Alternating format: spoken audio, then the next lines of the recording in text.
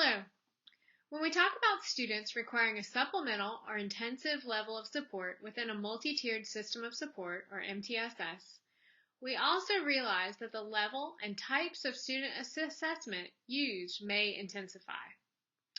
Although many pieces of data gathered through a universal screening system can help us to identify who is at risk, and an initial supplemental standard treatment protocol to match them to, further assessment is needed to know if they are responding, and if not, what else we may need to do. Answering that what else we need to do is where diagnostic processes come in. Those will be covered in another video. For now, we will talk a little bit about monitoring progress for students receiving intervention, or more accurately, monitoring the progress of the instruction we are providing. To accompany this video, please refer to page 8 in the MTSS Assessment Guidelines.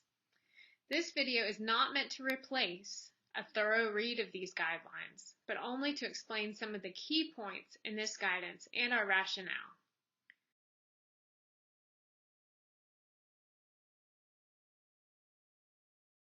So first off, let's talk about why. Why should we progress monitor interventions? The first reason is to ensure the effectiveness of the intervention. This is not done by just attending to individual student data, but instead examining data on all students receiving the same intervention to ensure that most students are responding to the intervention. If most students are not responding to the intervention, then no individual student should be identified as a non-responder until we can ensure that the instruction itself is effective. The general rule of thumb is that a supplemental intervention should result in positive outcomes, which means moving towards closing the gap, for about 75 to 80% of students receiving it. The second why, or reason for progress monitoring, is to measure student growth over time. Again, the purpose of intervention is to accelerate progress, to close gaps. Therefore, we should expect students to grow at a rate that will achieve this goal. Third, we progress monitor to inform instruction. Although some measures used in progress monitoring measure a wide range of skills and may not be discrete enough for educators to use in day-to-day instructional decision-making, we should be able to gather data regarding whether or not to continue on our instructional path or examine other ways to reach students. And finally, we progress monitor to measure how well students are responding to our instruction and intervention. Again, this should be at the individual and group level. Now for the what. Now that we've covered why we progress monitor, let's talk about what we will be using to progress monitor.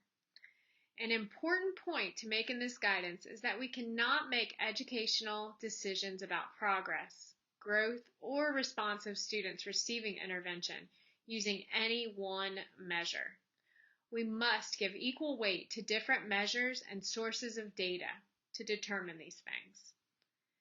The measures we will cover here today and that are in the MTSS Assessment Guidelines to be included in a comprehensive progress monitoring matrix for students receiving intervention are curriculum-based measures. Examples of these include Dibble's Next, AIMSweb, EasyCBM. This may include mastery measures, which are curriculum-based measures, and general outcome measures. Also, computer adaptive testing. This is especially useful in the area of math to monitor student progress. The only caveat we would say is that caution needs to be used in this type of assessment with younger students. Intervention embedded assessments. These include mastery measures that monitor the progress of that intervention curriculum. These are usually included within that program, but they are an important piece of data to consider to ensure that students are internalizing the skills taught to them on a daily or weekly basis within the intervention program. Then, informal assessments and anecdotal data. This is an area that we often neglect, but these are assessments that are done throughout school, within the classroom and outside of the classroom. These are observations of student performance. These are performance samples that we obtain from students. And we must also pay attention to how students are performing on these informal assessments that educators give to ensure that their progress within an intervention is being generalized to the classroom.